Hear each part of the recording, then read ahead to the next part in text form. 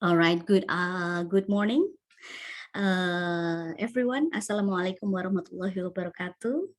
Good morning for everyone in the Western Europe, and good afternoon as well for everyone in Indonesia. Welcome to Orange Talk Series number 7, held by Nufik Neso Indonesia. And Orange Talk itself is a series of online talk show curated by Nufik Neso Indonesia, whereby this talk show specifically explores issues within three priority themes, which are security and rule of law, agriculture and food security, as well as water and infrastructure in both local and global contexts. This talk presents practitioners and experts' perspective and seek to identify key opportunities and recommendations. So if I could inform you a little bit about the history of this Orange Talk series. The first Orange Talk series is about transforming Indonesia's food system to achieve the sustainable development goals, as well as followed by the second series about the livable cities, village for the future, and the third series is about security and rule of law, especially about the religious-based populism. And here we are already arrived at the series number 7, and we are happy to be discussing together about the particular topic on Indonesia Now and Then between health security and vaccine diplomacy. To pinpoint key issues, the opportunities and approach for addressing the three priority themes, particularly in the relation with the sustainable development goals, such as build up collective capacity through knowledge and practice sharing mechanism, particularly in the three priority themes, as well as to strengthen and increase the Holland alumni engagement in Indonesia. So in this wonderful opportunity, we are actually very honored to have our distinguished speakers.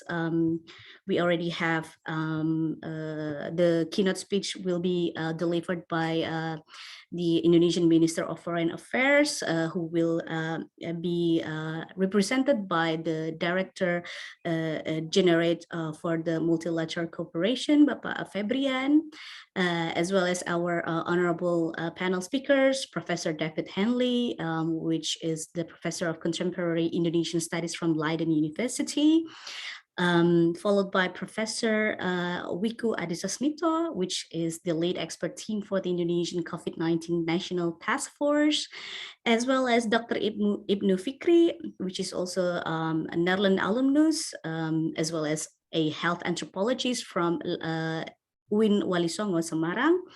And lastly, we will also be honored to have Ibu Retna Hanani as a PhD candidate from the Universiteit van Amsterdam, as well as a lecturer at the Universitas Diponegoro Semarang to give the speech. So without further ado, I would like to give the opportunity for Bapak Peter Van Tel as the director of NESO Indonesia, and followed by Bapak Dr. Sudirman as the Dean of Faculty of Islamic Law from Universitas Islam Negeri Maulana Malik Ibrahim Malang as our partner institutes for the Orange Talk program from Nufik to give the opening speech. Bapak Peter Van Tel.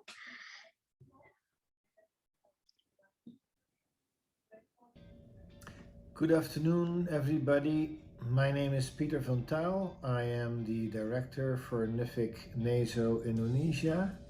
Welcome to Orange Talk number 7, which will focus on an important issue, health security versus vaccine diplomacy.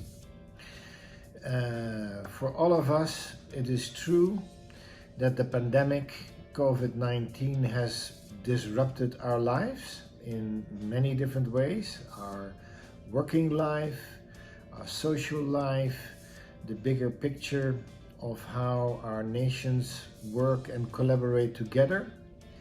And this afternoon's Orange Talk will zoom in on that and try to discuss some of the bigger questions, because also the Netherlands, for example, has donated lots of vaccines to Indonesia, and I'm very happy to see that happening, of course. But you can ask the question, is Indonesia actually not entitled to such vaccines? So how does that work? The crisis, in other words, poses questions of global governance, how countries collaborate together, and to what extent the pandemic can be used as a cover, if you wish, to also exercise political power in a certain way. Now, that countries exercise or try to exercise political power is not new and is not strange, but it is relevant to understand these processes and how they work and how they will influence our future. This discussion is very timely. Why? Because Indonesia has just taken up the chairmanship of the G20. Within the G20, to work on the structure of global governance in the health sphere is a priority because of the pandemic. And the Netherlands is participating in G20 this year, so the Dutch Minister for Health is expected to come to Indonesia next year. And we as Nuffic are also looking to see if we can organize some activities around that. So I'm looking forward very much to your discussions this afternoon, the results of it, the ideas and recommendations that you may have, because we would like to include them also in our planning for next year's activities. So wishing you a very fruitful discussion and looking forward to hear what is going to come out of this afternoon. Thank you very much. Thank you very much, Bapak Peter Van Tel, for giving the opening speech, which will also be followed by opening speech from Dr. Sudirman as the Dean from the Faculty of Islamic Law, from our distinguished partner institute, UIN Maulana Malik Ibrahim Malang. The floor is yours. Well, Assalamualaikum warahmatullahi wabarakatuh. Honorable Bapak Febrian Alfianto Rudiat, General Director from Ministry of Foreign Affairs. Honorable Mr. Peter Van Tel, Director of Nuffic Indonesia. Honorable invited speakers, Professor Dr. David Hanley, Professor of Contemporary Indonesia Studies from Leiden University. Dr. Ibnu Fikri, Netherlands alumnus, lecturer of UIN Wali Songo Semarang. Professor Wiku Adhisa Smito, lead expert team for the Indonesia National Task Force for COVID-19, and Retno Hanani, PhD candidate, Universiteit van Amsterdam. Respectable all the audience, ladies and gentlemen, good morning and good afternoon. Welcome to Orange Talk Series 7. It is really great pleasure for us to have this valuable webinar, the Orange Talk, entitled Indonesia Now and Then Between Health Security and Vaccine Diplomacy. We know that vaccine access is really important to reach herd immunity. It is required to return our economy to productive levels or minimize the emergence of new variants. We realize that we have to adapt with the new normal life to build security and healthy society in Indonesia and all over the world. Ladies and gentlemen, by this seminar, we will to get fresh ideas from scholars to build a world safe and secure from global health threats posed by infection diseases. We also want to prevent the impact of naturally occurring outbreaks and accidental releases of dangerous pathogens. We want to employ an interconnected global network that can respond effectively to limit the spread of infectious disease outbreaks in humans and animals. It will mitigate human suffering and the loss of human life and reduce the economic impact. Finally, I would like to say thank you very much to Bapak Febrian Alfianto Rudiat for his willingness to be the keynote speaker in this webinar. My thanks go to Mr. Peter Van Tel for his cooperation to make this seminar run smoothly. Also, many thanks to all invited speakers for sharing the ideas today. Akhirnya, selamat berseminar. Enjoy this great webinar. Assalamualaikum warahmatullahi wabarakatuh. Waalaikumsalam warahmatullahi wabarakatuh, and thank you so much for the wonderful opening speech of Bapak Dr. Sudirman. Of course, we also highlighted your speech, where the importance of this discussion will be substantial. Of course, we expect to deliver such crucial matters on how cooperation between different institutes as well as different sectors, as well as the multilateral cooperation that is required to be able to hamper the effects, both the health and as well as the economic impact of the global pandemic. And therefore, we are honored to have Bapak Febrian Alfianto Rudyard as the Director General for Multilateral Cooperation from the Ministry of Foreign Affairs Republic of Indonesia to kindly give the keynote speech. So Bapak Ambassador Febrian, the floor is yours. Terima kasih Ibu Meta, Pak Sudirman, Pak Peter, distinguished guests, speakers, ladies and gentlemen. Good morning and good afternoon to you all. I think it is a great pleasure for me to be here representing the Minister of Foreign Affairs of the Republic of Indonesia. This pandemic is a game changer. It changed the way we think. It changed our perspective to see the world. It changed our method of work. Practically, it changed everything.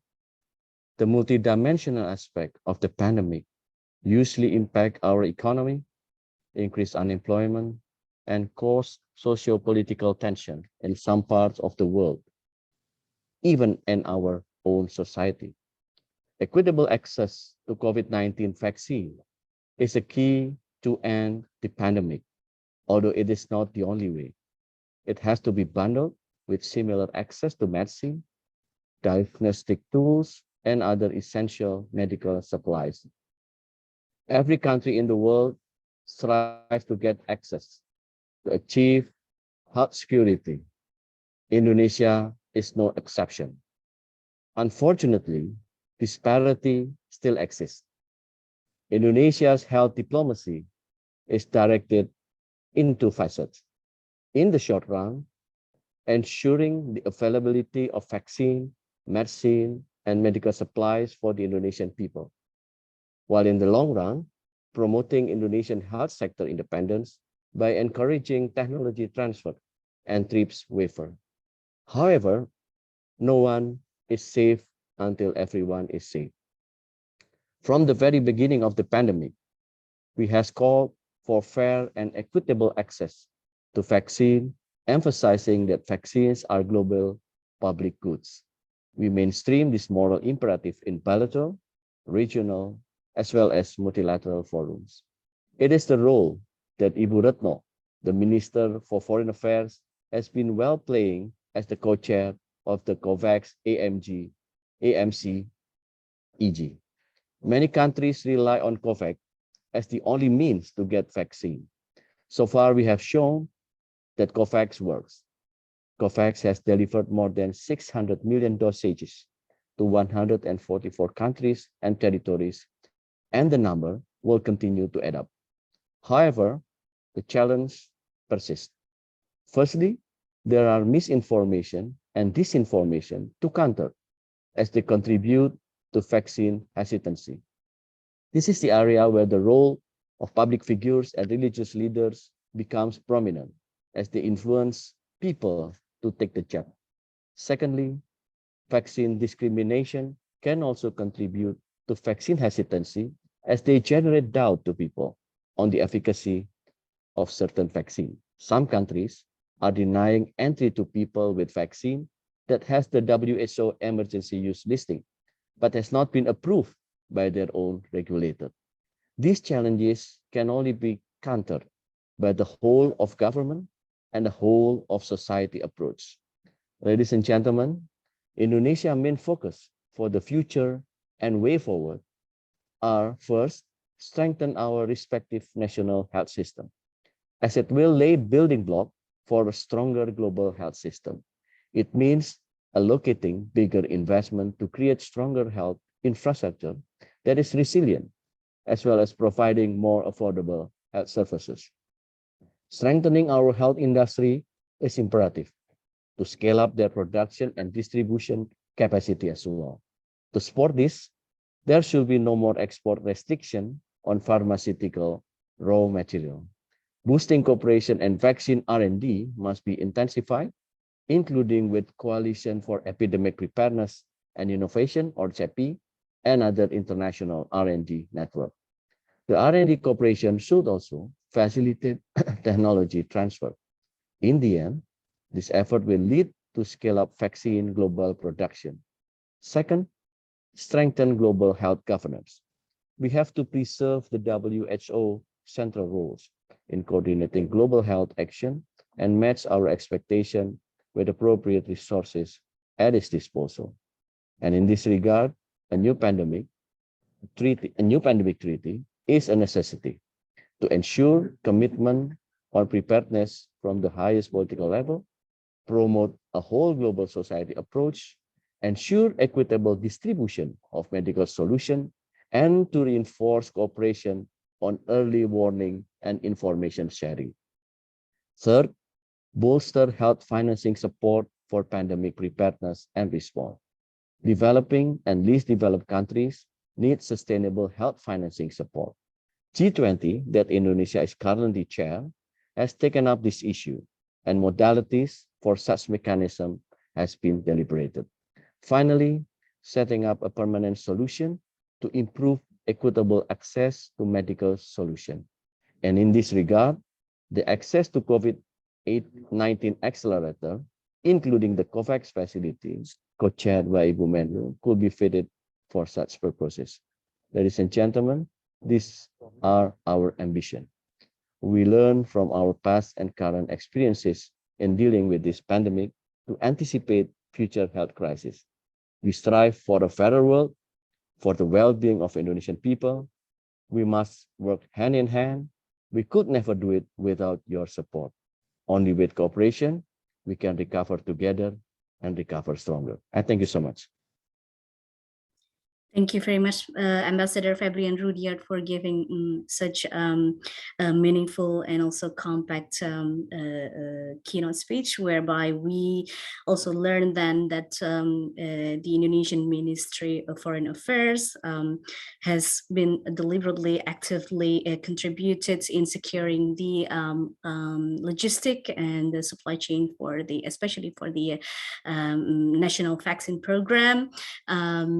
In regards to also the necessity of or the strongly importance of international cooperations,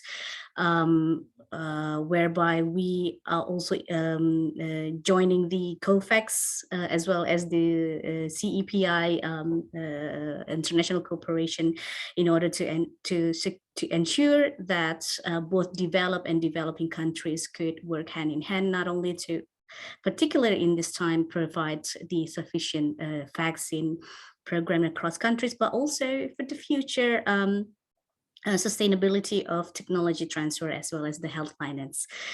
So in regards to that topic, we would also hear the perspective from Professor David Hanley from Leiden University to basically to hear how his perspective on, for example, the relationship between developed and developing countries in the context of not only in this particular vaccine, pandemic vaccine program, but also in the future, how in the long run, vaccine technology and diplomacy between developed and developing countries could actually be a powerful means for the technology transfer, as well as the, for example, the biodiversity and the pharmaceutical industry to be developed sustainably. But before we listen to Professor Hanley's speech, I would also kindly ask for the audience time to take a look closely about the Netherlands Alumni Network in Indonesia that actually has been providing the opportunity for us to basically together today to have this webinar. So let's take a look shortly on Netherlands Alumni Indonesia Network.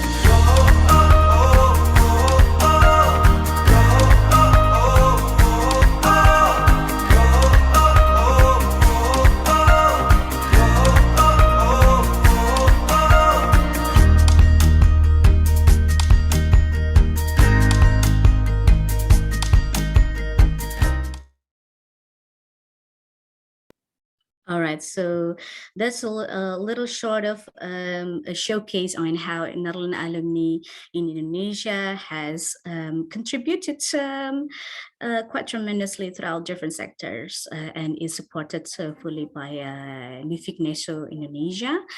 And therefore, to bridge to the next panel speaker, I would like to welcome Professor David Henley, which is a professor of contemporary Indonesian studies at Leiden University. He has a broad range of research interests spanning the politics, history, geography, as well as sociology of Indonesia and of the wider Southeast Asian region. He has published on the subjects of nationalism, regionalism, and ethnicity, on environmental, demographic, and agricultural history, on political institutions and ideology, on economic development and finance, and on the comparative economic histories of Southeast Asia and Sub-Saharan Africa. Some of his most recent research has been on the politics of religious sound in Indonesia. And we are delighted to have Professor Henley to give his perspective, especially in this particular theme where there are a lot of arising questions regarding the vaccine diplomacy that Indonesia has been applauded for its success to secure the vaccine logistic nationally. And therefore, we know that, for example, one of the rising questions is whether the dominantly vaccine that we currently have from China would also be one of the colors that will give different color in terms of the Indonesian future multilateral diplomacy or multilateral foreign political relationship. And also another arising questions regarding how developing countries, especially in regards to Indonesian success on securing its vaccine program currently, will also bring impact upon Indonesian future foreign politics. So Professor David Henley, I would kindly give the floor to you to hear your perspective on this. Thank you. Thank you so much, Mbak Meta. I'm extremely honored and pleased to be participating in this meeting and in this company. It's very nice to meet you all. So I regret slightly that Minister Ibu Retno Marsudi is not with us. I have the pleasure of knowing her a little from her previous appointment as ambassador in the Netherlands until 2014. But very pleased to meet Dirjen Febrian, who has represented her and the Foreign Ministry. The invitation to speak in this forum and on this topic was a little bit unexpected for me and a little bit daunting, since this is far from being my main area of expertise. But my job is to write and teach and talk about contemporary Indonesia. And so I'm going to do my best to respond to the brief, which is to say something about Indonesia's vaccine diplomacy in relation to its foreign relations more broadly, now and in the future. My comments will be quite brief and simple, based very much on my own judgment of the situation. And I will be focusing on the issue of, or on issues relating to China, the People's Republic of China. I will not be covering all of the other issues raised by Meta in her introduction. Having said what I'm going to say, I'll be pleased to invite comments and corrections, and to turn over the floor to others from whom I honestly think, and I have no doubt that I will have more to learn on this topic than they can learn from me. Now, there is no doubt that since the beginning of the coronavirus pandemic, the supply of vaccines against the virus has become an instrument of international diplomacy. And in fact, it has become an instrument of soft power. The ability to export large quantities of corona vaccines quickly and cheaply to the rest of the world, and in some cases even to donate those vaccines as gifts, enabled the People's Republic of China to present itself to the world as the solution, or one of the solutions, to the current catastrophe, instead of being simply the source of that catastrophe. And in terms of soft power, this was really quite an achievement. In fact, I'd say it's possibly China's greatest achievement in the field of soft power in this area to date, despite all the earlier, and including all the earlier Belt and Road projects and the associated rhetoric. The Chinese coronavirus vaccines may not be the most effective vaccines, but they have certainly benefited millions and indeed saved very large numbers of lives.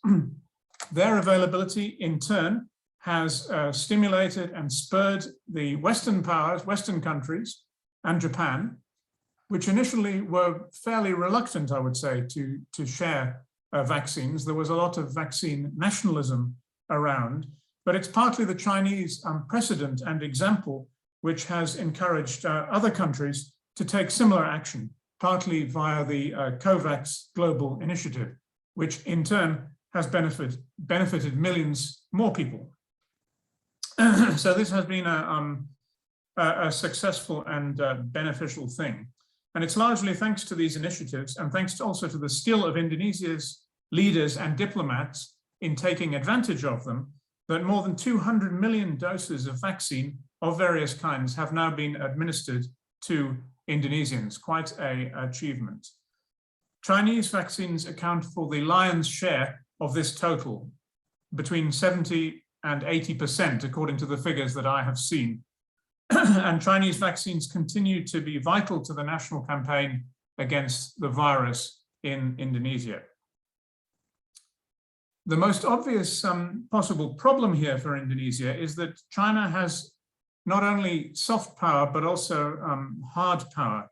And that for Indonesia, China is potentially also a hostile power. The People's Republic of China has an ongoing dispute with the Indonesian Republic over territory, maritime territory in the North Natuna Sea. And recent experience shows that Beijing is determined to press its territorial claims surprisingly hard, even to the point of alienating declared friends. And President Duterte of the Philippines has clearly learned this to his cost recently.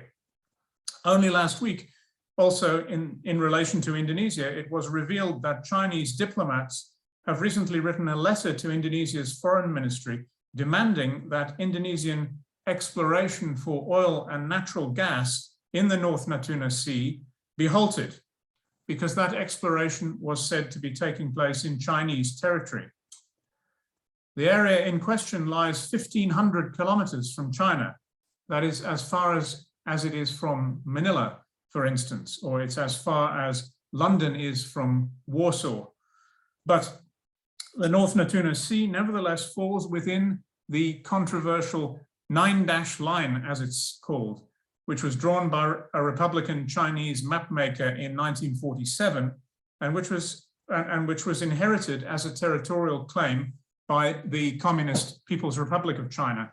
And that the People's Republic, of course, has become more and more attached to that 9-dash line and has come to find it more and more important as communism has effectively been replaced by a species of hyper-nationalism as the ideological foundation of the Chinese state. The Indonesian diplomatic response to the latest Chinese rebuke seems to have been strong and robust, and I would say it can afford to be.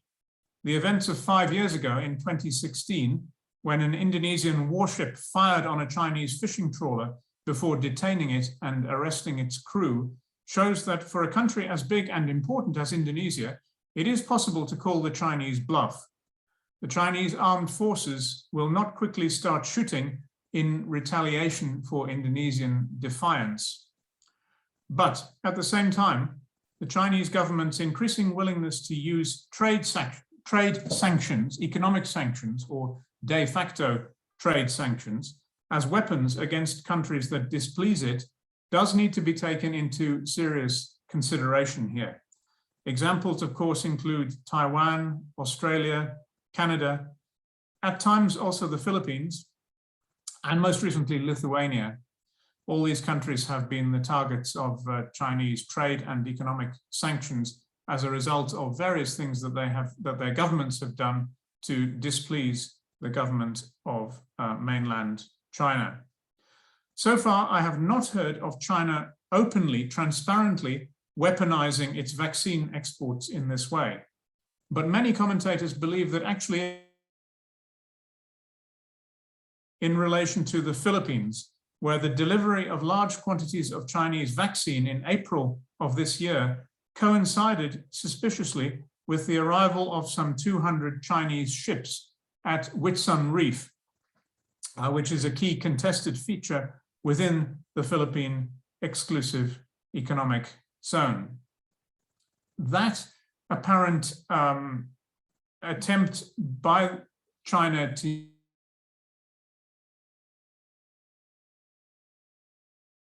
in the South China Sea should give Indonesia pause for thought and should give Indonesians pause for thought. The Indonesian government should be very careful to reject any suggestion that conditions are attached to the deliveries of Chinese vaccines. On this issue, or potential for serious conflict between the two countries, in principle, the Indonesian government should not allow itself to become so heavily dependent on Chinese supplies of vaccine or anything else really, that it could, so dependent that it could not do without them in the event that they became subject to blocks or sanctions on the Chinese side.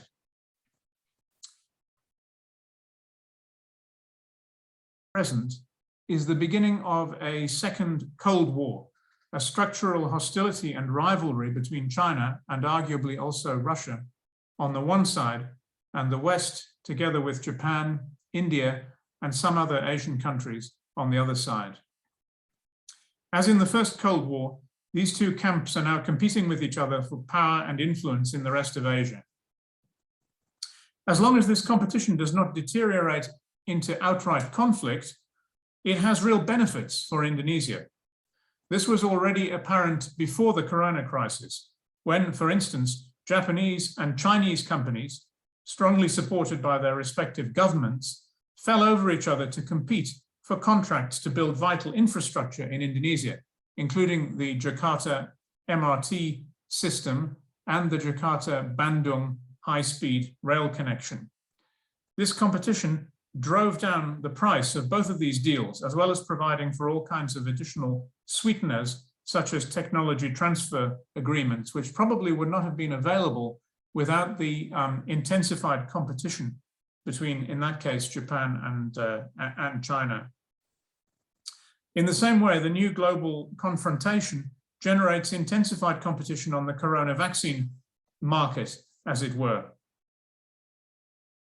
with positive consequence for Indonesia, as Western governments scramble to match China and Russia in the field of vaccine diplomacy. There's also a new player in this game, which is India, which, despite its history of non-alignment, finds itself increasingly in the Western camp as a result of renewed territorial conflicts with China. Just 2 weeks ago, the Serum Institute of India, which is the world's largest single manufacturer of vaccines and which produces vaccines under license for AstraZeneca, among other companies, the Serum Institute of India exported the first doses of the new Novavax vaccine to Indonesia under a bilateral deal. In my opinion, Indonesia can and probably should continue to take advantage of this situation, while at the same time being careful not to put all of its eggs in one basket, and while at the same time also making wise preparations for the unhoped for event, but the possible event that a direct confrontation or conflict between Indonesia and China may one day cut off the supply from the Chinese direction entirely. Personally, I do not believe that Indonesia, given its revolutionary history and given its strong, although often understated, nationalism, will ever compromise or give way on the territorial issue, however much economic or other coercion might be applied. I think that the government of China would be making a big mistake if it were to count on that. But then history is actually rather full of big mistakes. That's what I have to say. I am curious as to your reactions. Great. Thank you, Professor Hanley. To begin our discussion with, probably I also have several questions in regards to your assertions. For example, the first point is about the soft power and hard power played by China in terms of the vaccine diplomacy to Indonesia.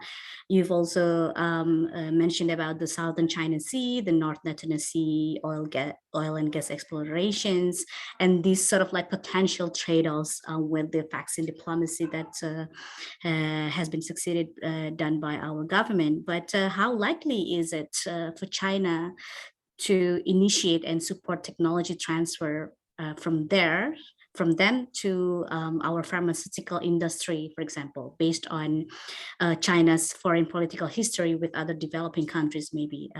As for sure, we know that Indonesia needs to not just to build, but also to sustainably develop our national health security, including our national biodiversity and pharmaceutical industry. And we know that China also, of course, is in favor of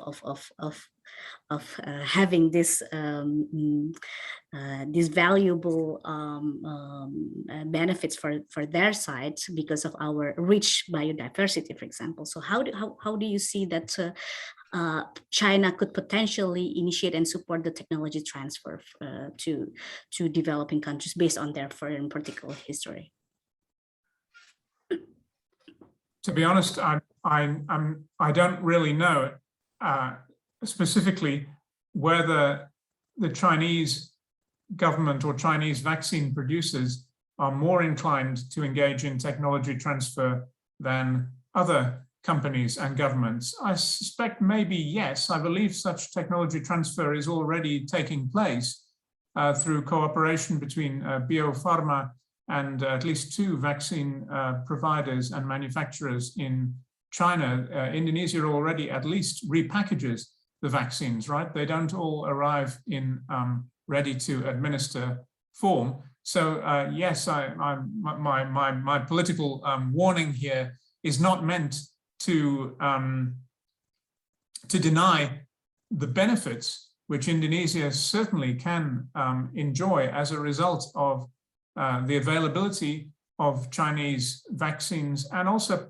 possibly the transfer of technology in connection with the packaging and manufacture of vaccines. I certainly would not rule that out. And as long as it is possible, and I think it is possible, then the Indonesian authorities should certainly take full advantage of it. That's important. And in responding to that, because you also mentioned about Indonesia can actually take the benefits of the competition among the big international pharmaceutical industry players, so to speak. So what sort of soft diplomacy and probably to which allies that Indonesia shall potentially be in favor of? Because that you also mentioned now we have the new player coming in India, and also, of course, the existing players in this global pharmaceutical industry, such as Germany, US, Japan, and the UK as well. So what sort of soft diplomacy and to which allies? Because then you also mentioned about not putting the eggs into only one bowl, instead to put it in several bowls. So yeah, what sort of a strategy for the soft diplomacy that Indonesia can potentially conduct in the future? I think it should welcome cooperation with all partners in this area, and it should not discriminate. But the most important thing, I think, is not to become too dependent on any one supplier, whether it is as a supplier of vaccines or as a supplier of technology. That should be spread the risks. And I would say the risks are particularly high in the Chinese case, because although it has not happened yet to Indonesia, the chance that that vaccine supply and other economic instruments will be applied as levers, effectively as weapons, in order to induce Indonesia to do something that China wants. I don't think it would succeed in that, but I think it might try. So there should not be, that would be my advice for what it's worth, there should not be too great a dependence on China for vaccines or for cooperation in the area of vaccines. That would be unwise. It is both wise and also, of course, in line with Indonesia's diplomatic history, its history of non-alignment, its history of having a free and active foreign policy. It would be wise to spread the risks, to welcome all parties, to cooperate with many allies, including India. And I would say that India is actually especially important in the current context, without, of course, attempting to offend or reject any party, including the People's Republic of China. Great. And I would tap into the last part that you mentioned about India becoming the potential partner, so to speak, because now we also are we are being the head of the board of the G20. So I was also wondering to hear your perspective on how would Indonesia take this opportunity to be able to basically build a neutral but also mutual partnership with the member of G20 in terms of building up our biodiversity, because we know that in the future, obviously the richness of our biodiversity would be a currency, a tremendous valuable currency, and we know that a lot of developed countries are seeing on their eyes about this currency that we have. So how Indonesia can actually take the opportunity while being the head of the board for the G20 in order to not just building partnership, but also having the strength, the national power, the diplomacy power in order to ensure that this biodiversity as a currency will be highly valued by other countries. How would you see this? Yeah, I think I agree completely that the role of Indonesia as a reservoir of biodiversity in the world is a very important thing about Indonesia in the contemporary world, and it is indeed a currency. which can and should be used, and that is a win-win strategy. I think we cannot even predict the reasons, all of the reasons why it is important to preserve biodiversity in Kalimantan, for instance. But we know that it is very likely that will be valuable for the future, and it is not reasonable that Indonesia should pay for the preservation of that biodiversity itself. It is the world which should help to pay, and it is entirely legitimate for Indonesia to use the G20 or any other vehicle to advance its interests, which are in fact global interests in that respect. And we've already seen Indonesia do that, of course, in relation to the RED and RED plus carbon emissions agreements and the subsidies and benefits which Indonesia has already received within that program, and I think also within other programs, the REDD program. However, there is a cautionary note, I would say, there, which is in order for Indonesia to make use of that currency, of its role as a protector and guardian of biodiversity in the tropical forests and the coral reefs of Sumatra and Kalimantan and eastern Indonesia, it has, of course, it must demonstrate that it is capable of preserving them, given the, if the money is available, if economic resources are available from the world community, from the international community, in order to protect those resources, and if benefits then accrue to Indonesia, Indonesia must also be able to convincingly implement the protective measures. And so far, its record has not been terribly good on this, and probably a higher priority for environmental protection at the national level, at the level of the national political leadership, leading to greater effectiveness of conservation measures in Kalimantan and elsewhere, would make any position that Indonesia wants to take on this issue internationally, would make it more powerful and more convincing. It is no good the world paying for the conservation of biodiversity in Indonesia if in reality it does not happen. Yeah, great. Yeah, that also reminds me actually with the fact that, well, we actually do have some of the very prestigious institutes, especially for the not only for the pharmaceutical research, but also for the tropical diseases. For example, one of the most prestigious institute is also under Universitas Airlangga in Surabaya. We know that's the Institute for Tropical Disease of Universitas Airlangga also has been establishing cooperation with Japan and the US mostly, for example, and we've also been trying to reach them to also join this webinar as well, actually. But this sort of as you mentioned, this sort of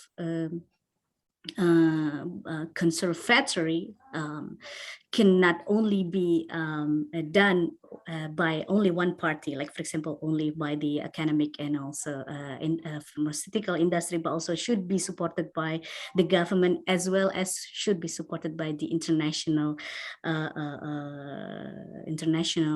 parties.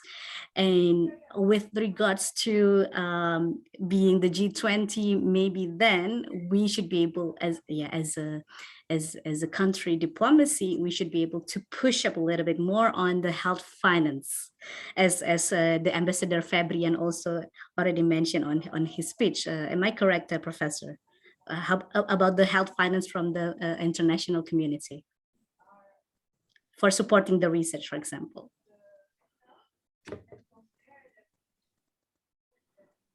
Professor Henley, yeah. am I correct that indeed we need to have we need to use this opportunity of being the head of the G20 to push more about the health finance from the international community to support our national research, for example, for the tropical disease and other conservatory research. What do you think? Yes, absolutely, and also on the specific topic of vaccine sales, delivery, aid, and technology transfer in relation to coronavirus vaccines. Also, more specifically, that's a legitimate thing for Indonesia to do as head of the G20. Not simply on its own behalf, obviously, but on behalf of the poorer countries, the developing. Yeah.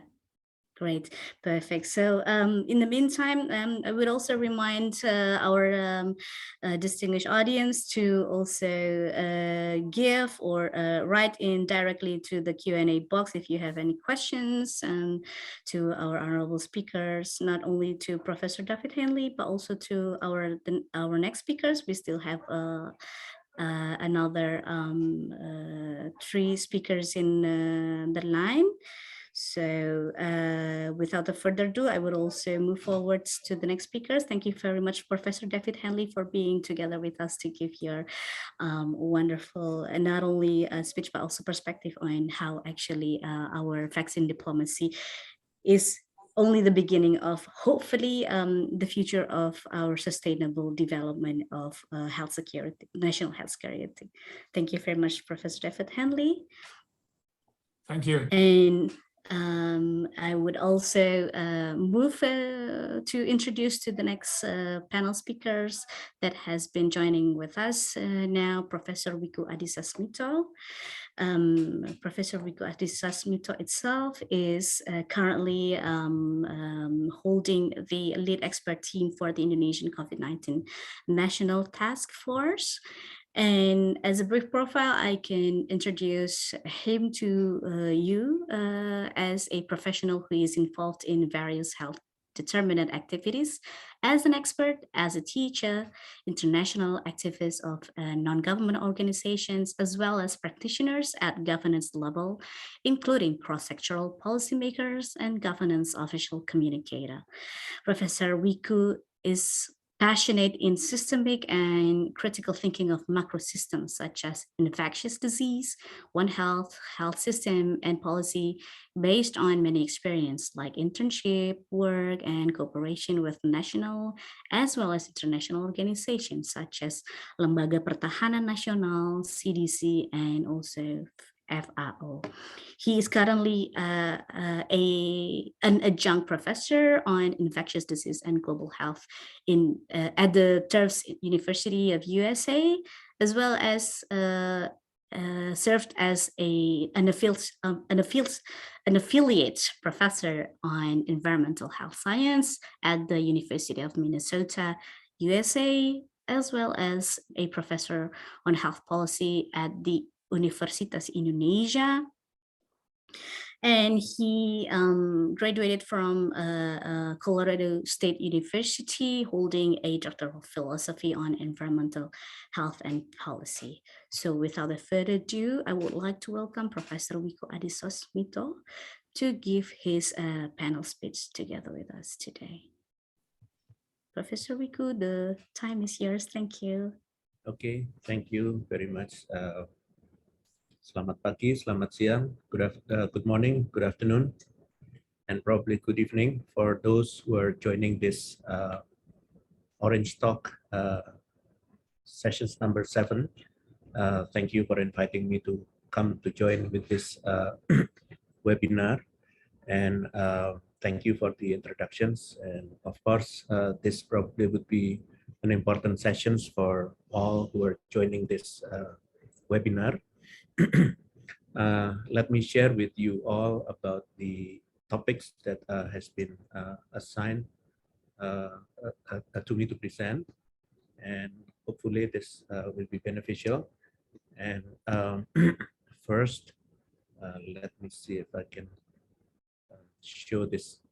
So this is the topic, the Indonesia Now and Then, between health security and the vaccine diplomacy. As part of the task force at the COVID-19 mitigations, and also the spokesperson for the COVID-19 mitigation task force in Indonesia, I'd like to share with you all about the situations in Indonesia in reflections to the vaccines diplomacy, as well as the way of the policy, the Indonesian policy in coping with this COVID-19 pandemic. I'd like to show you all the comparisons of the situations in Indonesia and the world, and also several countries. And if you look at the number of the active case in several countries, including Indonesia and the world, it seems that several countries are experiencing the uprise of the active case, while others are in the flattening curve. But in the world, it seems that the active case are rising. Noting that several countries have covered the vaccinations, the first dose and also the full dose, including Indonesia. But it seems that vaccination itself will not protect the country, the people, if they are implemented alone in terms of the only policy, without having the other policies.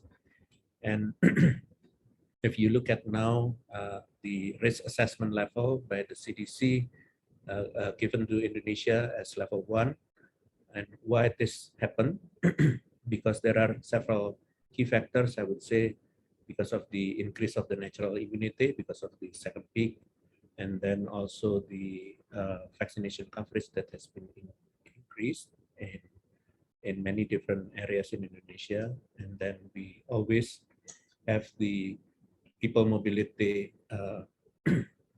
policy, whether it's international mobility, including the domestic mobility, and then also the health protocol disciplines across Indonesia.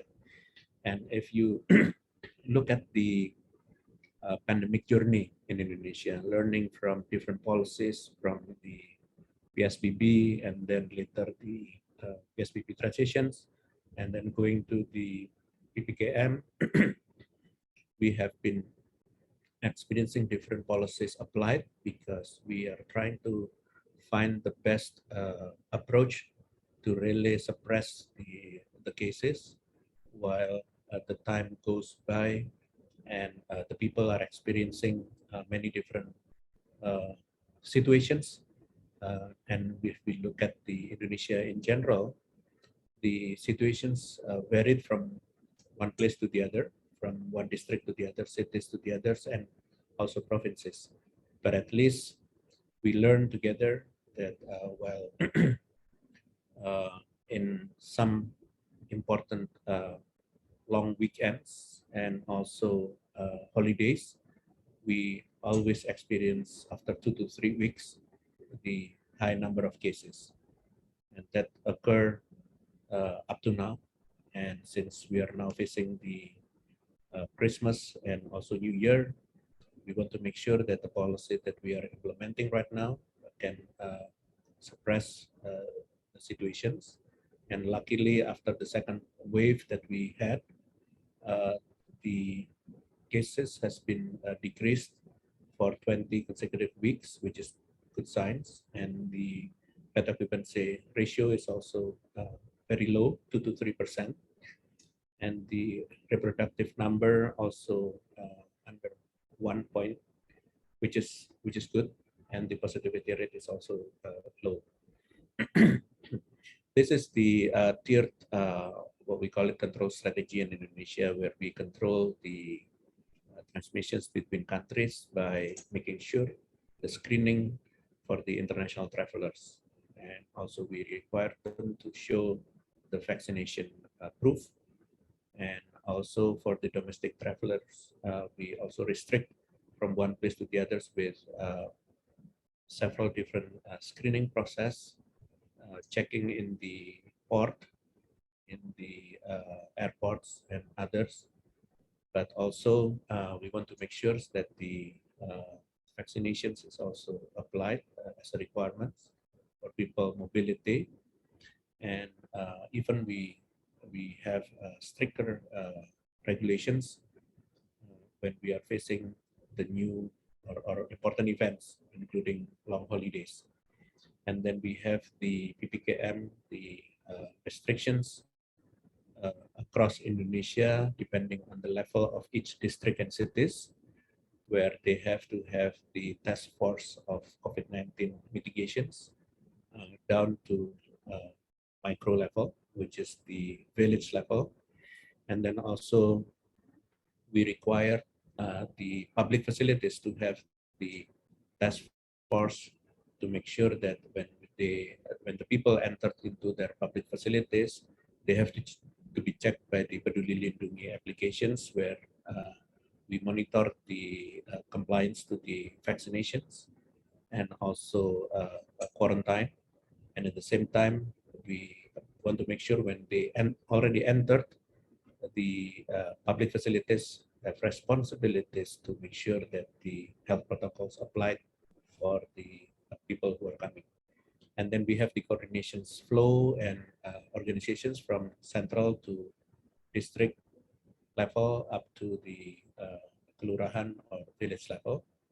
And of course, the task is has to be implemented for the prevention, handling, enforcement, and support, where we have the health protocols, the testing, tracing, and treatment, and also vaccinations. So these are the three level of barriers that we try to make sure that the people are very protected from infections to COVID-19.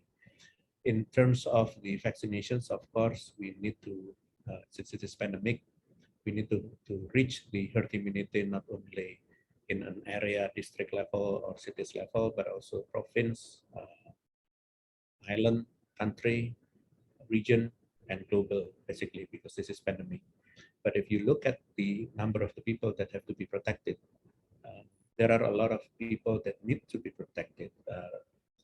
By protecting and giving vaccinations to the Indonesian populations itself will not solve this pandemic. We need to work together across countries to make sure that the other countries also have access to affordable vaccines, and to make sure that we all together across countries can solve this issue.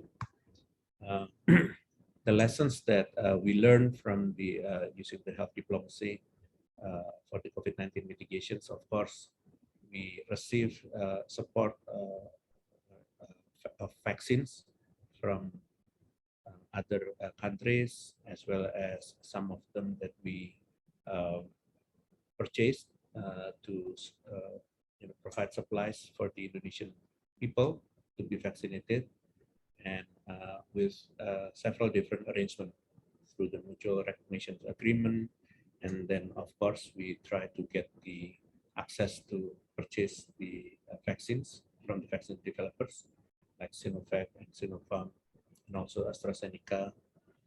And then also we collaborate with the WHO and to make sure that we have the access. And of course, the other countries also working together with Indonesia to make sure that they also have the access to vaccines. In terms of Indonesia, of course, we try our best to get the supply of vaccines, but vaccination itself is not the only barriers that we need to prevent our or protect our people in Indonesia. And we use the Swiss cheese model in terms of the layered prevention and protections for the COVID-19, and we need to switch or to change the public health emergency into public health resilience. It means that by improving the resilience, hopefully that finally we can exit from the emergency situations, and from the high cases, low productivity, with low cases with maximum productivity. So therefore, health protocols, 3T, and also vaccinations should be implemented all together.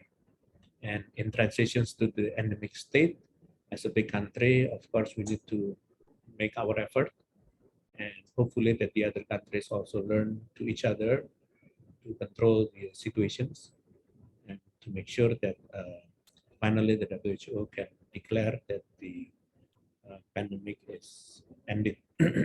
But of course, we need to work together by having the make sure that the people are compliant to the health protocols and acceleration of vaccination, not only the productions, but also the implementations of the vaccination itself, and also the gradual opening of the socioeconomic activities without triggering infections. However, we need to know that if we look at the disease threat of the emerging infectious disease, I call it disease of tomorrow. After this, in the last 17 years, we have at least 4 emerging infectious disease that has been giving troubles to the people in the world, including Indonesia. And there are other potential more emerging infectious disease and newly emerging infectious disease, and hopefully not deliberately emerging, that will be threatening the world. Therefore, once we learn from the COVID-19, we want to make sure that we, meaning not only Indonesia, but also the world, we need to rethinking about how we manage the world so that the imbalance of nature should gain the or rebalance again.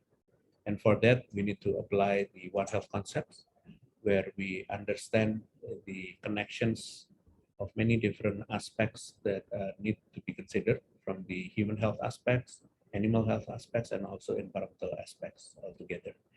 And for that, by preparing public health emergency better, we need to have or to improve the capacity to detect, prevent, and response as a key to gain the public health resilience, starting from the preparedness, early warning, notifications, response, recovery.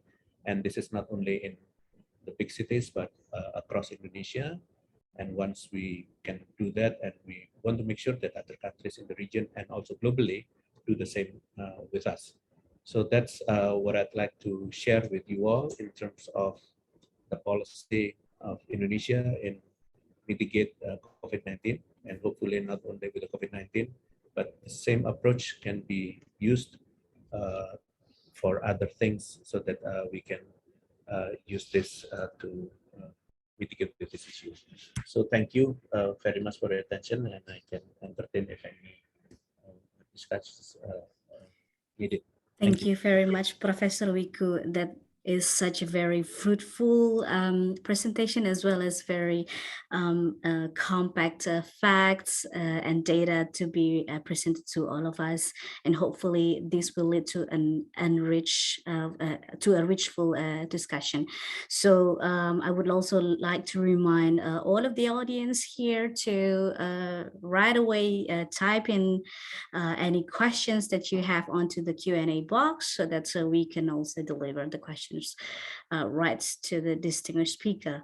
So to begin our discussion, maybe I would also like to address some of the questions that probably also are the arising questions among many people, many Indonesian people right now, Professor Wiku, regarding the status of our national vaccine program. So would you kindly explain a little bit briefly to us about where are we in terms of the data, in terms of the national vaccine program, like, for example, the percentage of the coverage of the vaccine, as well as the key factors of the success that we have overcome so far on the national level, as well as the challenges, because we know that's we know now that with the upcoming, or the already coming variant, we do need the booster, not only for our health sector employees, but also maybe for the less resilient group of populations to be to have the third vaccine shots. And we know that on the national level, in terms of the logistics supply chain, there are indeed a lot of challenges, as well as the challenges coming from the socio-anthropological perspective, maybe. So maybe, yeah, the first question is how is actually the facts or the data in terms of the status of our national vaccine program, and the second is also the key factors as well as the challenges for the vaccine program. Okay, thank you. If you look at my presentations before, that the first dose vaccinations coverage at this point nationally has reached 70%, and for the full dose vaccines has reached 49%, and hopefully 50% by the end of the year, this year. And but of course, we need to look more details about the vaccines coverage from the provincial perspective as well as district and cities, which can be accessed by the public in the Ministry of Health websites. And of course, this has been monitored every week by the national and also local leaders, including the governor, the mayor, and also the bupatis. We always discuss with them and have the coordination meetings every week, not only about the vaccinations, but of course about the situations, the leveling of each district and cities. And therefore, if they faced problems in vaccination programs or other issues, this can be tackled very quickly. In terms of the new variants, I think that's a natural process by the virus, and I think we need to learn the nature more rather than just thinking about ourselves as a human being, because if we don't control the people mobility, the transmission, virus transmissions, of course that will allow the virus to change as part of the process of the survival. So the more we control the transmissions by having the health protocols, strict health protocols, and also vaccinations, and also detections through the testing, tracing, and of course treatment or curing quickly, this will limit the potential of the new variants to come. But of course, this should be the global movement rather than you're asking for Indonesia, because this is pandemic and problems for the whole world. As I mentioned, we cannot only solve from the Indonesia, although Indonesia contributes big populations, but of course, the other countries need to be supported as well. Thank you. Great, thank you very much for the assertions, Professor Wiku. I would also love to remind our distinguished audience, you are very welcome to raise any questions onto the Q&A chat box while we are having a discussion with all of our panel speakers. So Professor Wiku, only one very quick question in regards to being the lead expert for the National COVID-19 Task Force.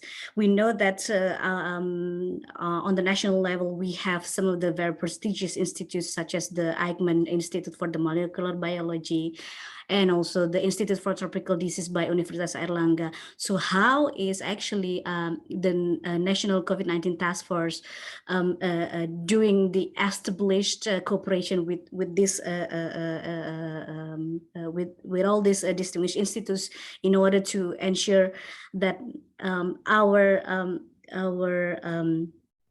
vaccine or the biodiversity research and also the vaccine research on the national level, not only particularly for the for this particular pandemic time, but also in the future on the long run can be sustainably developed. Is there any strategy given by the National Task Force for establishing any cooperation with these institutes?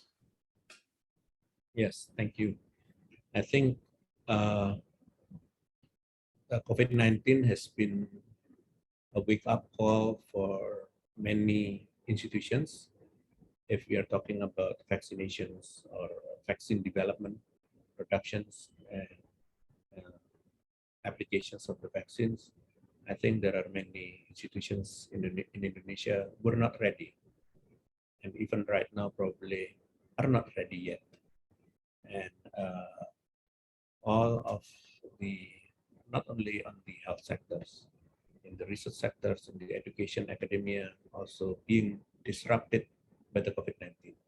And it depends on how flexible, how adaptable the institutions and the people who are in the institutions to get ready and respond and get prepared to move and respond and anticipate for the futures, not only for the COVID-19.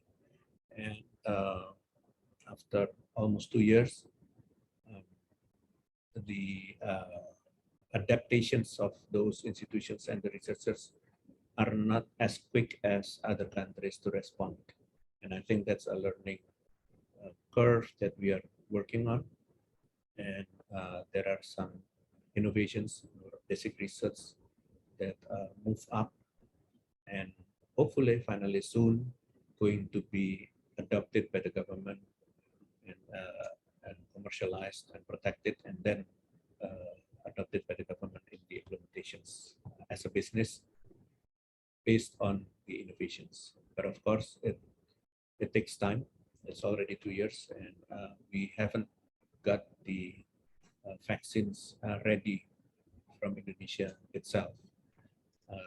But the government cannot wait for those research institutions you mentioned to get the vaccines. Therefore, we need to protect our people to make sure that we access the vaccines from other countries, from the vaccine developers, and the support from the WHO and other coalitions. And of course, at the same time, the government through the Ministry of Research and Innovations, and also from the higher educations, also supporting the universities and research institutions to be more flexible, quicker, and more ready, I guess, and trying to link between research and industry. Because usually the researchers only think by their own, and the industry have been waiting for the research institutions to be ready, since they are not ready, but then they are focusing on the trading rather than as a producer of the manufacturer. So therefore, we need to improve that kind of mechanisms and collaborations across sectors. I'm sorry I answered it in a long way, because this is to say that it depends on how flexible, how adaptable we are coping with these disruptions. But in terms of the policy, we are very adaptable, as you see that we are controlling the situations very much, and the situations in terms of the number of cases are under control. But in terms of supplies of the healthcare facilities, the equipments, drugs, vaccines, we are still limited on that. But of course, in terms of the control strategy, prevention is much better than curing. Thank you. Thank you for that wonderful answer. And also, actually, this becomes indeed a reminder for people, especially for the academic community, to again strengthen the ABG models, the academic, business, and government, in order to ensure that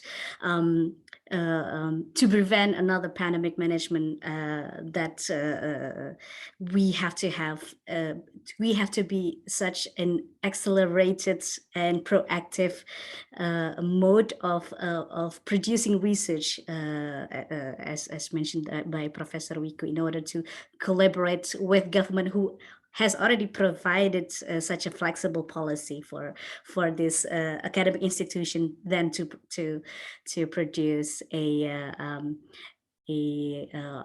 contributive research in terms of the vaccine and also health security. Thank you very much for Professor Wiku for giving us such a very fruitful facts and data, as well as the explanation on the national policy for the vaccine program, which then will also be enriched by the discussion from Dr. Ibnu Fikri as a social anthropologist from Universitas Islam Negeri Semarang, who will be given his talk on the perspective of social anthropology of the pandemic management in Indonesia.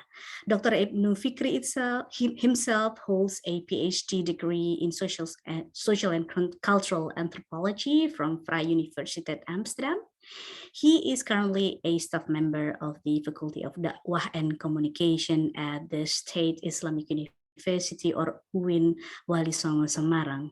His main academic interests include environmental anthropology, cultural anthropology, Islamic studies, manuscript studies, as well as the Islamic history.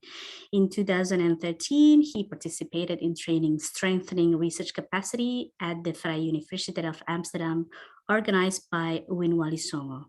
From this training, he then applied for PhD after two of the trainers agreed to become his supervisor. And he has written journals, articles, and book chapters on this interest. And his current research focuses on Islam and environment. So without further ado, I would like to give the floor to Dr. Ibnu Fikri. Thank you. And to remind again, please, I welcome you, the audience, to deliver any questions through the Q&A box that we will discuss together later. Thank you. The floor is yours, Dr. Ibnu Fikri. Yes, thank you. Can you hear me, Mbak Meta? Is it clear, my voice? Yes, very clear. Okay, thank you. Well, Your Excellency Pak Febrian Alpianto, the representative of Ibu Retno Marsudi, Indonesian Minister of Foreign Affairs, Honorable Pak Peter van Tuil, the Director of Nuffic NESO Indonesia, distinguished speakers, Professor David Henley, Professor Wiku Adi Sasmito, and Mbak Ratna Hanani, dear audience who are attending online, ladies and gentlemen, it is my pleasure to be invited in discussing an important topic in the program Oren Talk series. And today we are in a 7th series under the topic Indonesia Now and Then, between health, security, and vaccine diplomacy. But okay.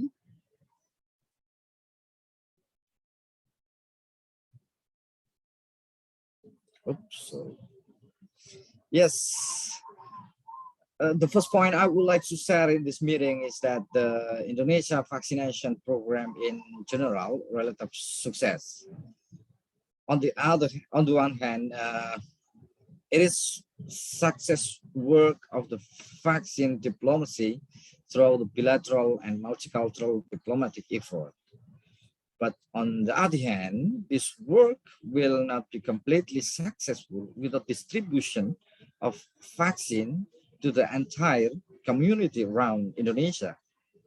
So to understand the success of vaccination in Indonesia, we should look not just at the vaccine diplomacy aspects such as foreign policy, international relations, but we should also look at the way Indonesian people give meaning to the health security from their point of view.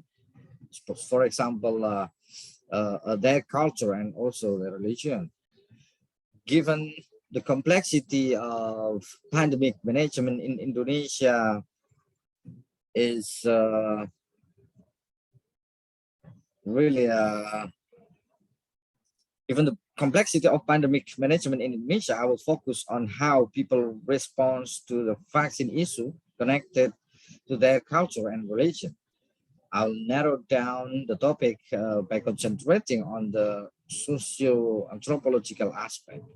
It is anthropological understanding of the adaptive capacity and practices of human interaction and the culture held in Indonesia. Here, there are at least a concrete action approach from 3 dimensions when we look at the pandemic management in Indonesia. Normative frames, institutional settings or initiative, and human agency taken to improve the health security motivate within the framework of religious reasoning. The 3 dimensions have constitute the analytical framework for argument of pandemic management and to explore how the ideas of health security are interconnected among culture and religion, especially Islam. The normative frames is based on the reality that Indonesia is a country where the majority of the population adheres to Islam. It is also home of largest Muslim population in the world, especially when we look at the screen. The population in 2020, Indonesia is 229 millions of Muslims. Therefore, idea for the relationship between Islam and pandemic management are relevant argument. The early issue of narrative forms, the first term I said in the beginning, that in the context of issue consists of religious idea which can be found in halal vaccine. The term of halal is usually used to legitimize the object in the form of food or drink, which is permissible to be consumed in accordance with the rule and norms of Islam. This is why the demand for halal vaccine comes from the majority of Muslims in Indonesia. There was a long debate in the arena of these normative frames. The pro and cons, means pro contra about halal vaccine are waste of time in handling the pandemic actually. But in the end, Majelis Ulama Indonesia or the Indonesian Ulama Council, MUI, as the determinant of religious authority, has issued a fatwa regarding the permissibility of vaccine, even though the vaccine are made of harm material. Why? Because it is emergency reasons. So MUI in the fatwa allow to people to get vaccination in this case. Even the vaccine is coming from the halal or something like that. From this normative frame, vaccination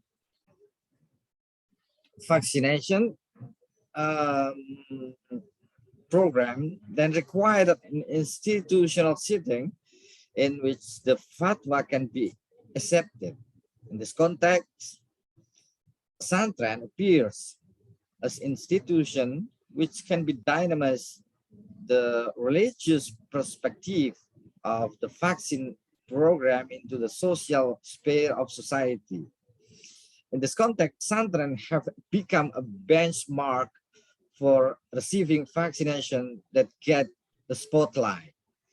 So the question is, why pesantren? I think, yeah, the answer, because this institution, pesantren, are the representation of the major of Muslim in Indonesia who hold religious authority. We can find an important figures, say K. Ma'ruf, for example, Mustafa Bisri, Miftahul Ahyar, they are key political figure in Indonesia who can influence most Muslim in Indonesia for getting vaccination. Meanwhile, normative frames and institutional setting are still not enough to explain human behavior because humans have agency. They have a certain freedom to bulk at norms and institutionalize a pattern of behavior.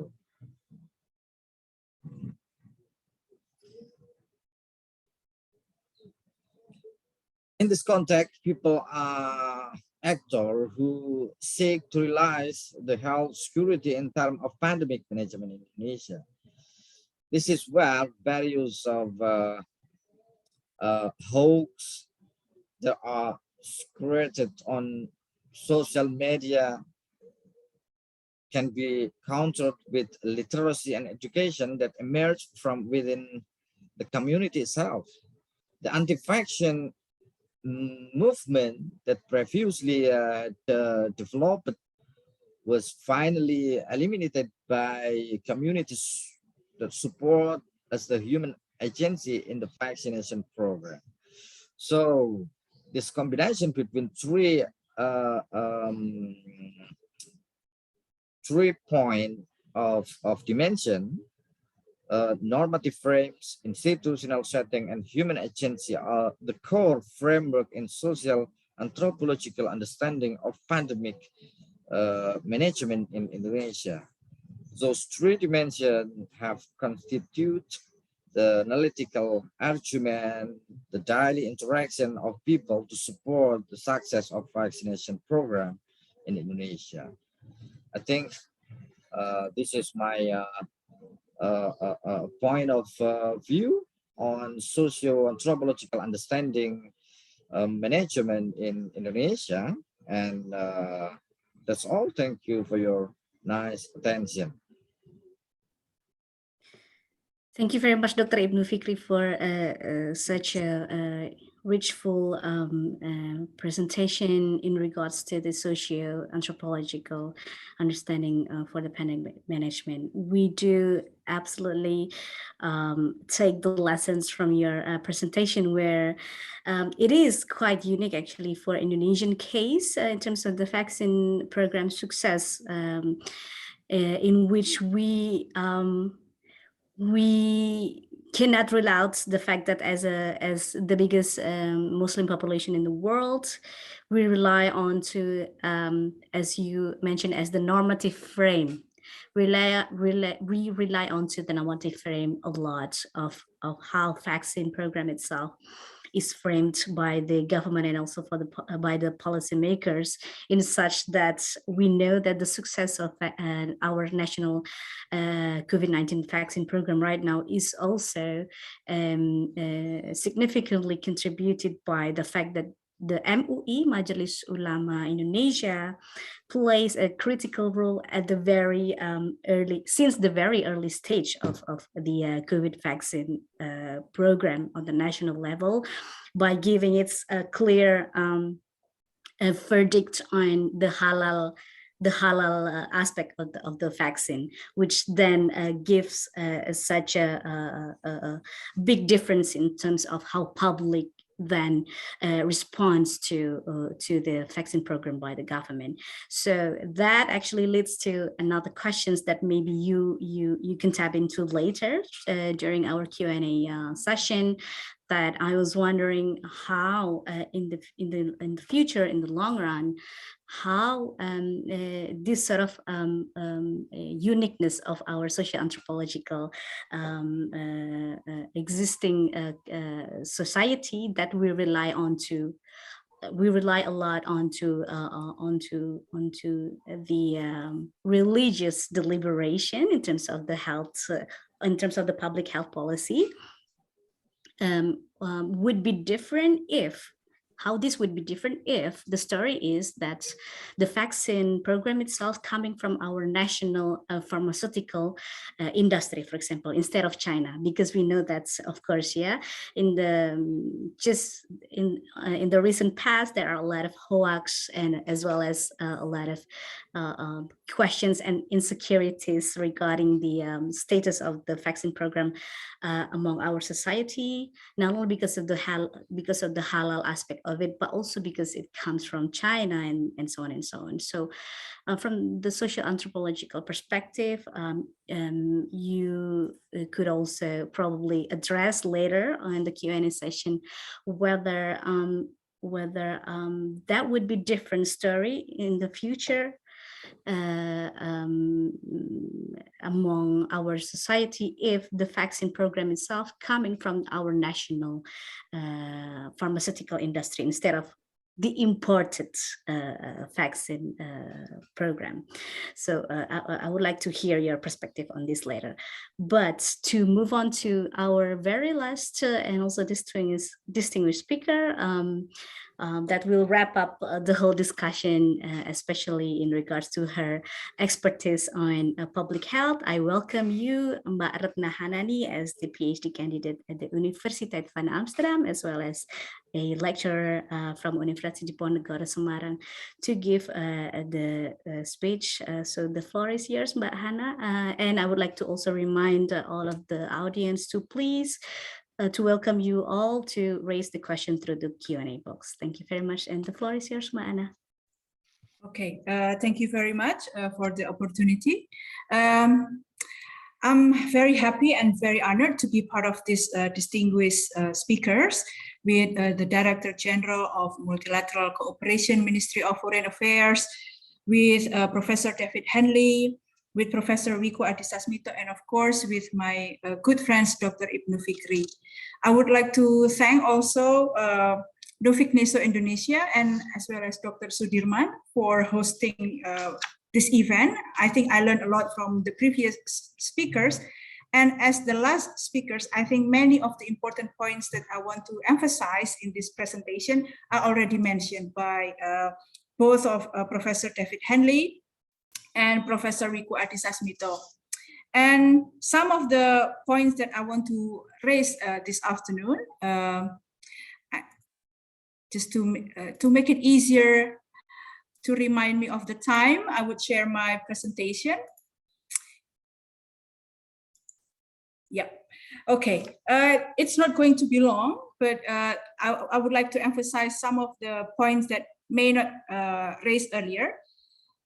The one that I want to emphasize is the fact that COVID-19 pandemic is a pandemic of inequalities and inequities. So we may see this kind of assertion before that we are in the same storm, but we are not in the same boat. Yeah, there are countries that may have some cushions, that may have safety nets, that may have resources to cope with the impact of COVID-19 pandemics quite easily, such as in the global north.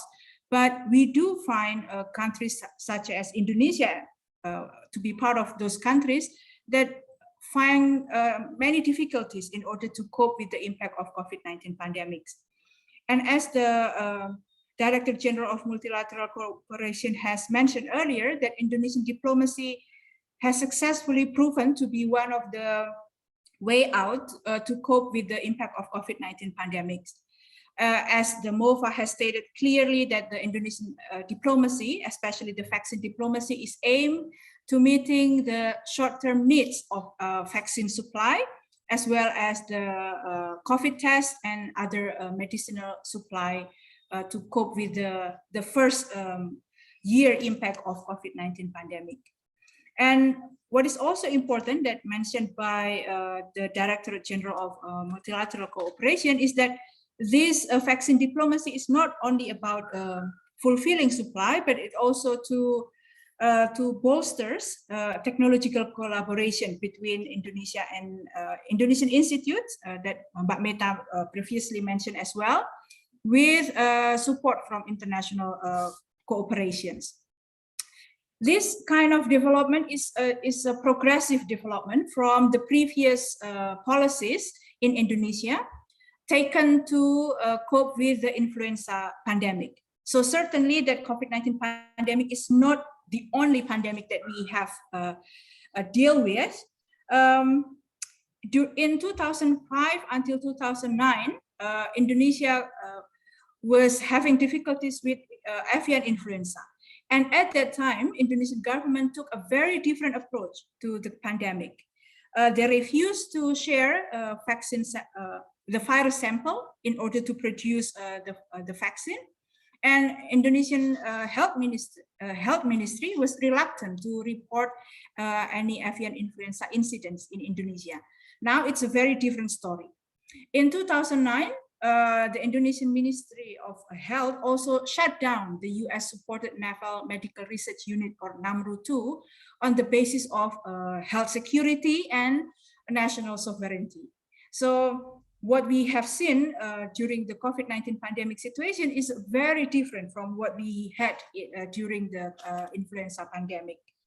And this kind of development is not something that come only during the COVID-19 pandemic, but it was also started since 2013, when Indonesia take the role as the chair of Global Fund to fight AIDS and tuberculosis and malaria internationally. Indonesia also hosting the APEC Health Financing Conference that play important role to push many governments around Asia and Pacific to expand the government support in health financing. This is also part of my dissertation as well, whereas by hosting this international conference, Indonesian government has more legitimacy to create universal health coverage for the Indonesian people. So this international treaty or international cooperation has certainly have impact to domestic policy.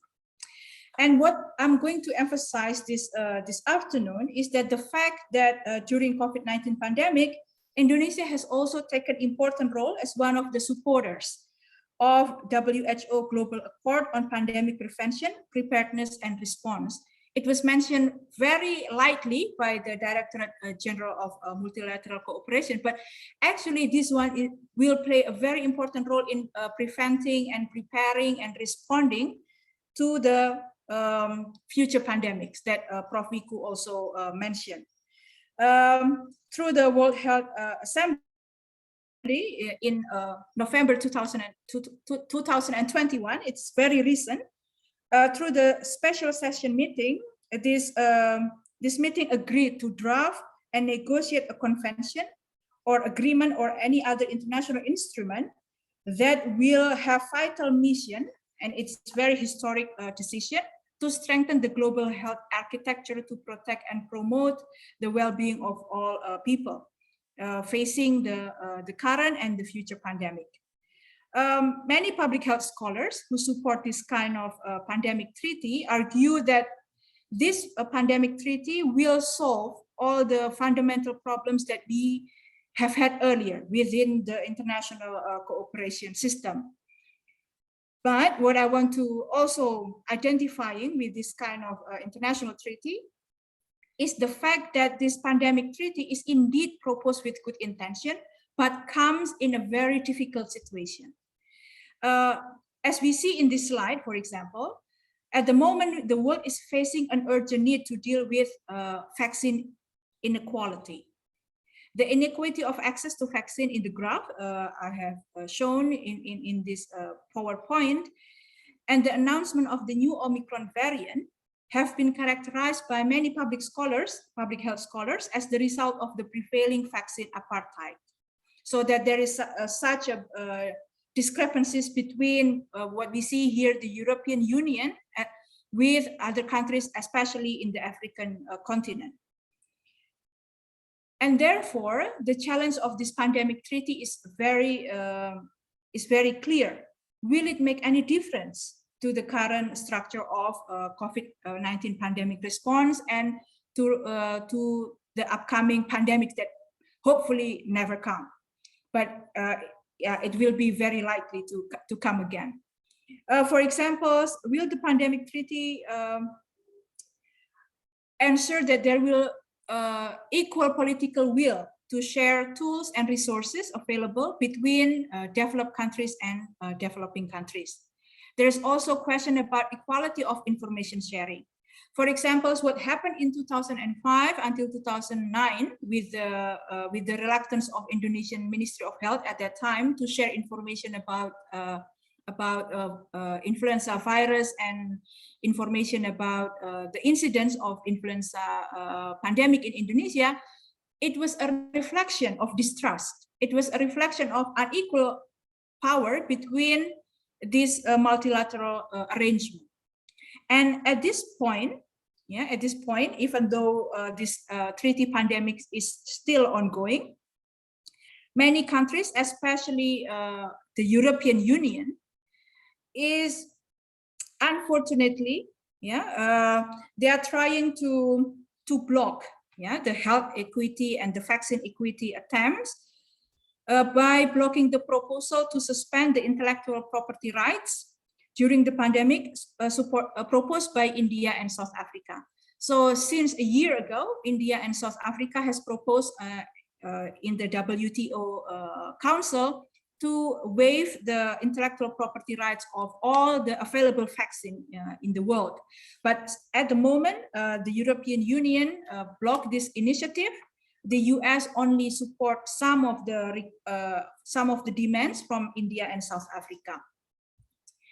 So looking at this situation and all the initiatives, I come with more hard questions and identifying the challenges that may come.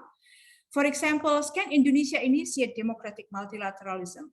As we see that Indonesia is very good in initiating this kind of normative treaty in multilateral organization, and Indonesia is very much involved in this kind of international discussion. But most of the interest falls on fulfilling the short-term needs, such as the vaccine supply, the diagnostic tools, and other medicinal supplies. There's also questions whether Indonesia will keep adhere to international health regulation. As we shall see, as we already seen actually in the past 2 years, Indonesia often do not follow the international health regulation, especially in terms of limiting human mobilization during the COVID-19 pandemics. Indonesia has a very low testing rate compared to the WHO standard and etc. So of course, Indonesia is always really good in proposing ideas and multilateral debate, but in terms of implementation, it's still much to be done. And in relation to G20 chairmanship, I would like to propose that Indonesia actually should aim bigger. That Indonesia shouldn't only think about fulfilling domestic needs of vaccine or other medicinal requirements, but Indonesia needs to think about international solidarity, because in global pandemic like this, we cannot afford to just look domestically or what we need domestically. But it can only be, this pandemic can only be ended if we have this kind of universal vaccine coverage to all citizens of the world.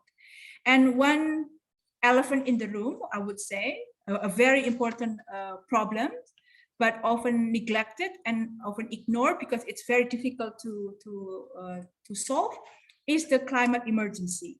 As Prof. Wiku has mentioned earlier, that the future pandemic is very much related to the climate change that are occurring at the moment.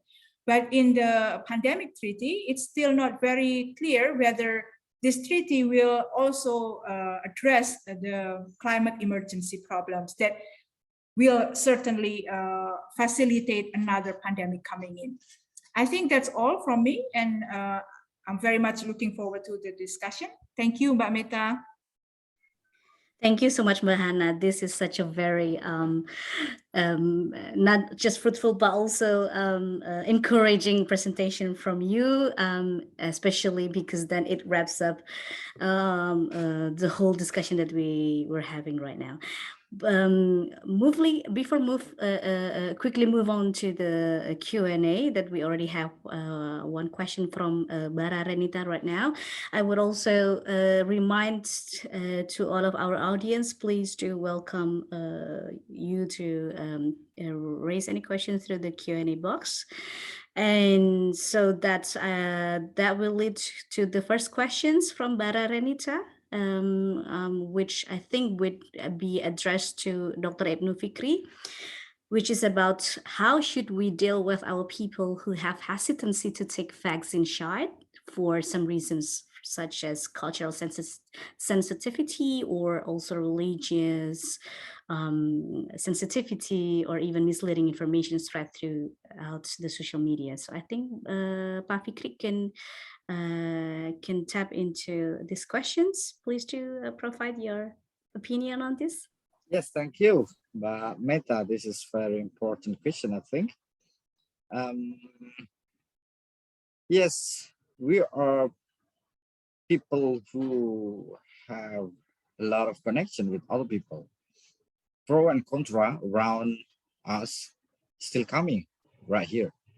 Then the question is, how should we deal with the people who have hesitancy to take vaccine? So yeah, I think it's coming to ourselves.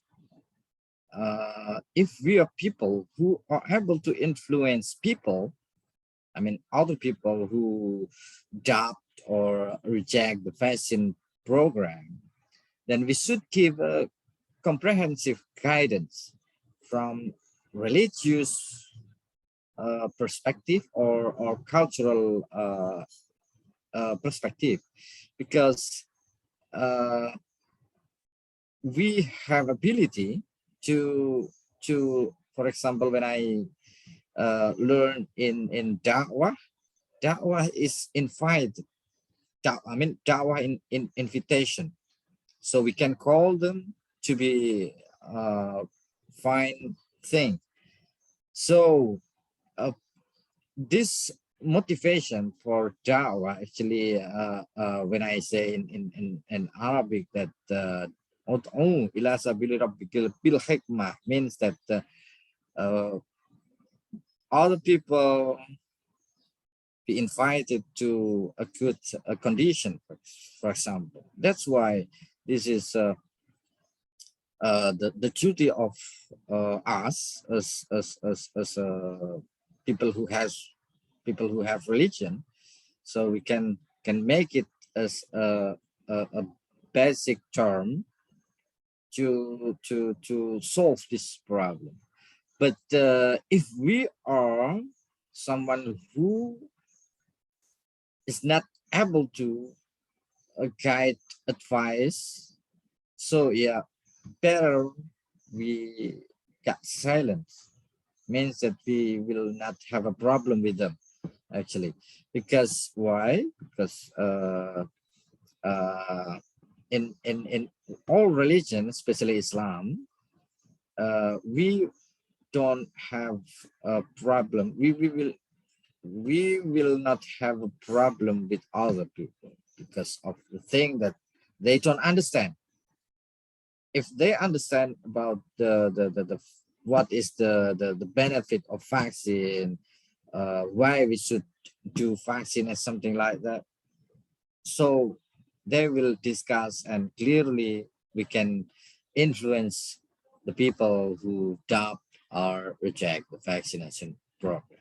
I think that is my answer. And actually I already read it in question and answer, but I already mentioned in this forum. Thank you, Mbak Meta. Great, thank you so much, Pak Fikri.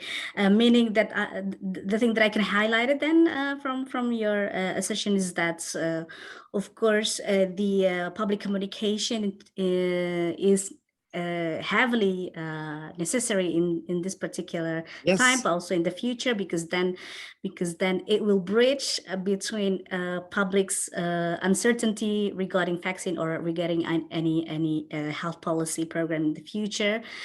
Yeah, that's actually also related with my previous question about whether it will be different story if the vaccine program right now is coming from our national industry, for example. That leads to my question to Mbak Hana, because your presentation is it's very interesting, to be honest, because then it connects between different perspective, and that actually leads into, of course, the conclusion that the synergy on the national level coming from all the parties are definitely heavily required, not only for this particular pandemic but also for the future pandemic that is that is likely to be happen again. So Mbak Hana, we know that from the social anthropological perspective, we know that our society is quite unique. We know that MUI, for example, holds a very important role in bridging and also in ensuring the success of any health policy program. And we also know that actually we do have the research community that needs to be also fostered, not only from the government policy, which Prof. Viku also already mentioned, that government itself has been very flexible in terms of the policy for supporting the research community, but also from the international perspective. We know now that, yeah, being the chairman of the G20 and also being actively joining the COVAX agreement within the WHO and so on. So how would be the good formulation or strategy to work hand in hand, not only with the international affiliates, but also with our own national affiliates? How do you see the good formulation for this, for ensuring our health security? Should Pak Fikri answer first with the question of? Yeah, Pak Fikri, please do. I'm very curious to hear your response. Actually, would the story be different if the vaccine comes from our national industry, for example, instead of from China, that then needs longer time to get the halal certificate? Yes, thank you, Pak Meta. This is very complete question. It is really different when the vaccine production coming from our country, from Indonesia. But I don't know why we never product this vaccine vaccine for people. We have a culture and religion as a basic of a value in our nation. So I think all industry factory will use this value for their regulation, and also every product coming from Indonesia also must be, what is it called, make sure with the halal LP POM or something like that. So every product must have a halal certification when vaccine produced in Indonesia. But that is if the different, if the vaccine coming from abroad, from China, from England or something else. So this is there is no regulation that where is the halal level of this vaccine coming. That's why this is a people when in early of I present motivation from normative forms, that early issue is coming from religion.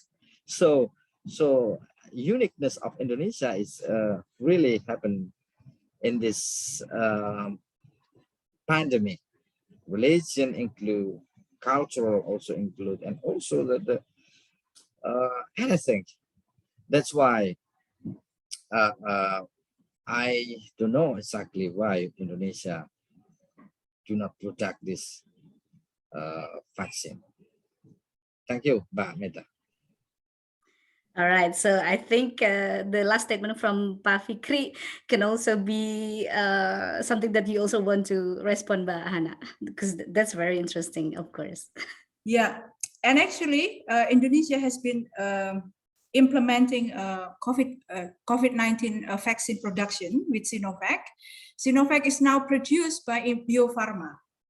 So, and it's Indonesian state enterprise company in pharmaceutical production.